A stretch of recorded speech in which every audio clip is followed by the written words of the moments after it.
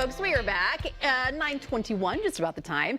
April is National Stress Awareness Month. And just April? Just April. And you're only acknowledging it 1 month out of the year. All right. One way that people seek help managing some of that stress is through therapy. So here to talk about the topics that he's hearing about with his clients right now is Eden Prairie-based therapist Wilson Kuhn. He specializes in teens and young adults. Wilson, thanks for joining us once again. Yeah. Megan and I, every time we meet for our pre-show meeting, she's like, how are the kids? I'm like, how are the kids? And we just go, oh.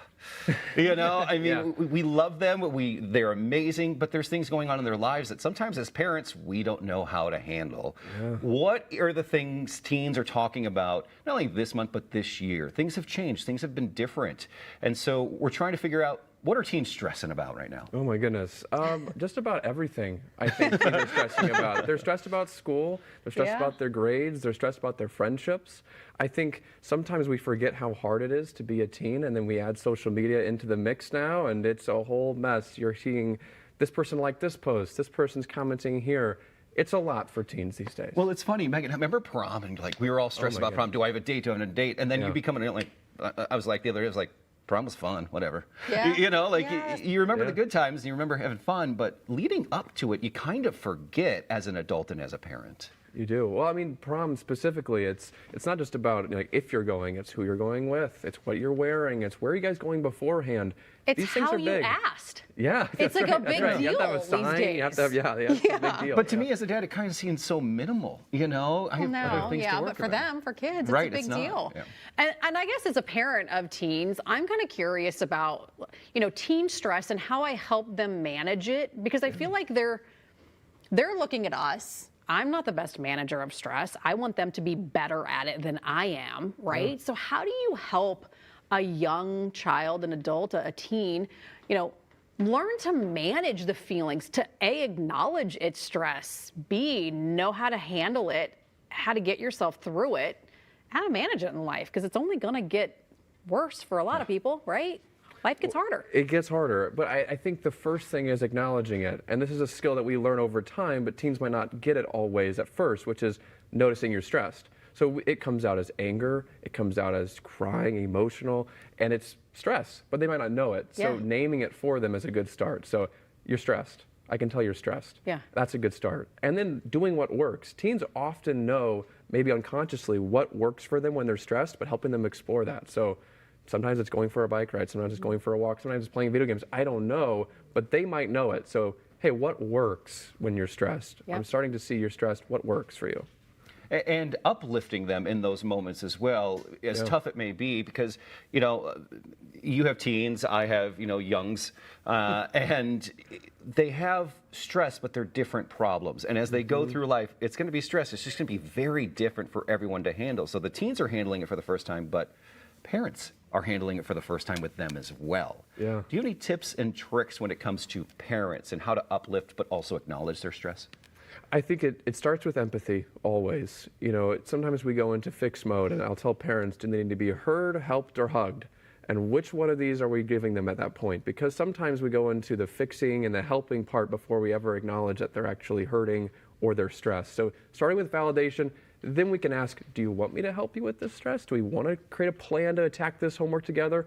Or do you just want to sit here for a little bit together? I think that's a good place to start. I really like that. Do you need to be heard? Do you need to be helped? Do you need to be hugged? Yeah. I feel like that can answer so many questions. And I'm just thinking in my own life with my daughter, sometimes I'm like, I feel like you just need a hug. Like, I'm not going to sit here and lecture you. You're not, but come here, let me just hug you. And you can almost like feel the body just sink sometimes. Yeah. That's a good stress reliever. Yeah, it's a good start. Yeah. When you're talking about teens, how do you help them as far as like therapy and what it can look like for them? It can I look. think it can be stressful. It's stressful. It's scary. Starting therapy is a scary process. And so it can look different with different therapists, different clients. But the biggest part is that relationship that you build right off the start. And teens, they can smell BS from a mile away. And they know if you're not being real and truthful with them. And so I think starting to build that relationship and that trust is a good start for therapy. You also have to realize, too, as you look for therapists, that it's okay to meet with one and say, not for me. Yeah. You're not hurting how do you pick a feelings, good one, right? right? Yeah. Right. No, you're right. And most therapists, like myself, offer free consultations, and teens and parents can call and say, this is what I'm going through. Is this a good fit for you? And we kind of know what we're good at and what we are best at helping. And so I think it's good to see a couple and see what you think, and then find one that fits for you. How do you know if your teen is ready for therapy, is a good candidate, is dealing with things that maybe you can't help them with, that maybe it's time to seek someone else? How do you know?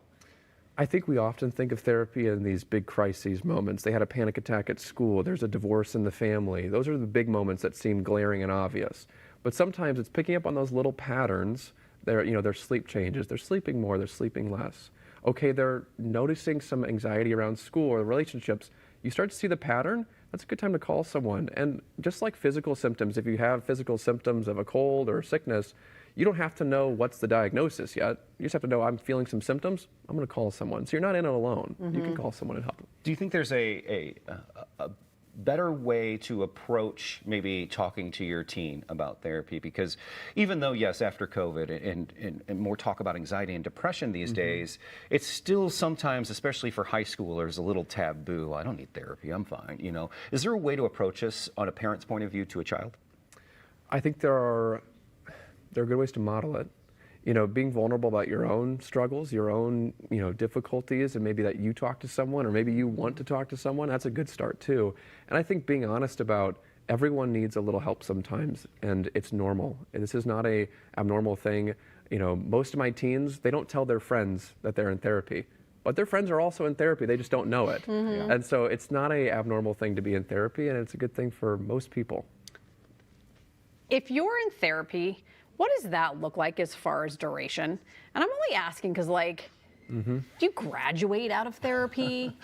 If you're in it and after 6 months, are you a failure of therapy because you're like, it's not working? What does it look like? Because I think that can be a little bit of a roadblock for people too. Maybe they're not willing to commit to every week for the indefinite future. Sure. Yeah, I think there are some people that benefit from weekly therapy for an indefinite amount of time. But I'd say for most people, it looks very different. But for most people, we say, come in here, let's start to build this relationship first. That might take a little bit more sessions at the start. And then as we slowly build skills and, your coping skills at home, your ability to think about the way you think, hopefully the goal is that you start to be able to do this on your own, and then we can reduce frequency and eventually, yes, graduate. And that's a cool thing. I mean, when a client comes in and goes, I think I'm ready. I'm ready to do this on my own. That's a cool moment for both of us. I really like you. Yeah. But I'm moving on. But I'm breaking up with you. And it's exactly.